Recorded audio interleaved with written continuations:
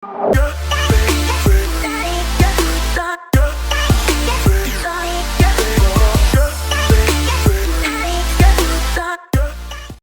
mga kakuya, and welcome back sa ating channel.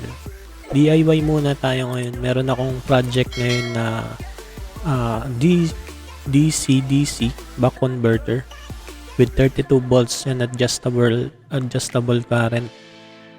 So ang gagawin natin sa kanya, gagawin natin siyang power supply natin or short circuit detector para sa ating mga nire-repair. So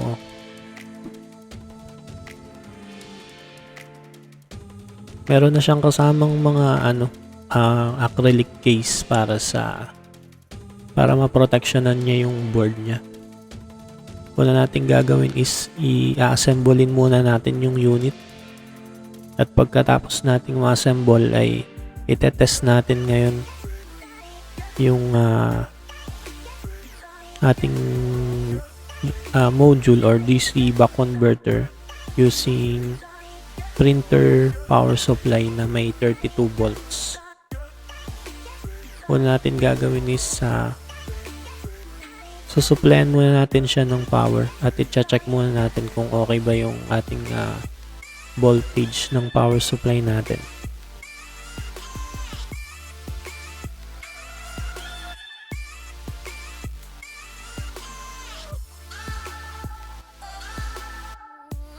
Gumawa ako ng diagram para dito, so sana maintindihan nyo na lang yung pagkakagawa ko para may mga indication tayo na kung saan natin ilalagay yung mga desired pin or wire para sa kanya, para sa ating DC back converter.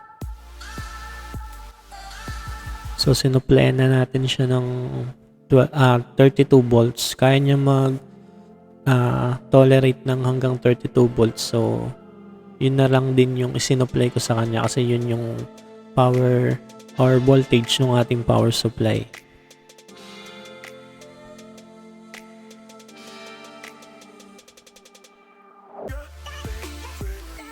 And then nag-install din ako ng wire para sa output ng ating DC back converter. So dito tayo maglalagay ng ating mga tetestingin components or yung mga katulad ng exhaust. So magtetest tayo ngayon ng exhaust fan.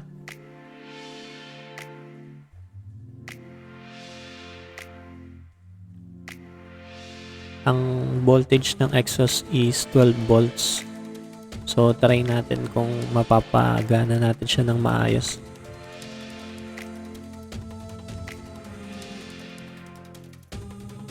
So yun, nakaya naman niya yung 12 volts na galing sa DC back converter natin. At gumana naman siya.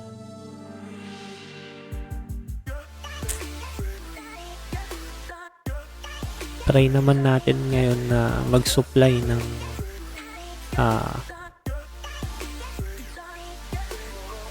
try naman natin mag-charge ng battery gamit ang ating DC back converter.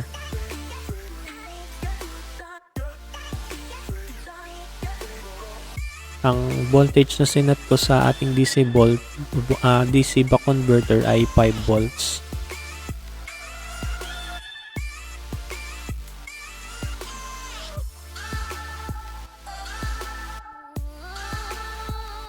Yung battery natin ay nag-drain talaga siya. So ito yung magandang gamitin para matry natin kung mag-charge ba talaga yung ating battery.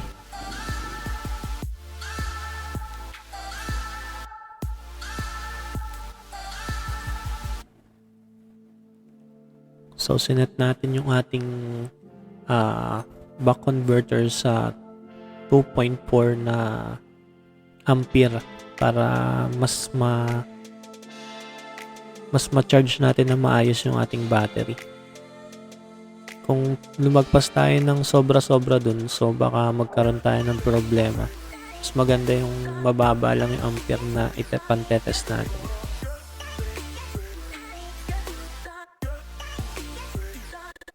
So So nakaset siya sa 5 volts and then 2.4 yung ating ampere. Tingnan natin kung magcha-charge yung ating battery.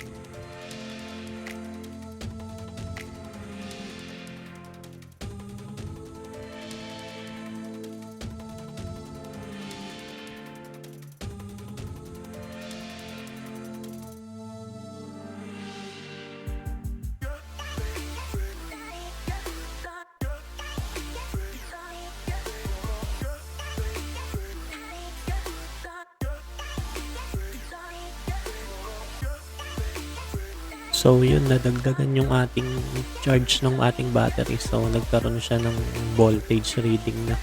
Kanina 0 point something, ngayon naging 2 point something volts na. Ibig sabihin nag-charge yung battery natin gamit ng ating DC buck converter or short killer. Try naman natin siya ngayon na gawing short circuit detection sa ating motherboard. Saset tayo ng desired voltage and desired ampere para sa pagdidetect ng short circuit sa isang motherboard. Ang sinet ko dito is 5 volts and then naglagay ako ng mas mataas na ampere. So try natin kung anong mangyayari sa motherboard natin. So yun, nag-react agad yung shorted na component sa isang motherboard. So, pwede rin natin itong gamitin sa cellphone kasi mataas naman yung amperahe niya.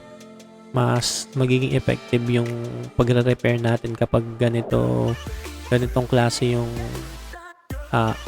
gagamitin natin na DIY na short circuit detector.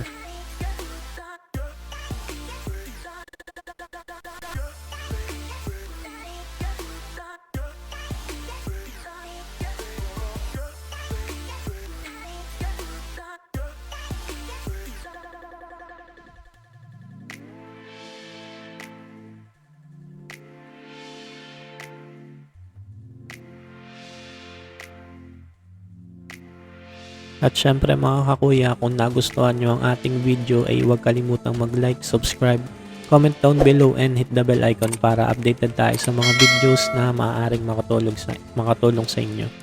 Maraming salamat mga kakuya.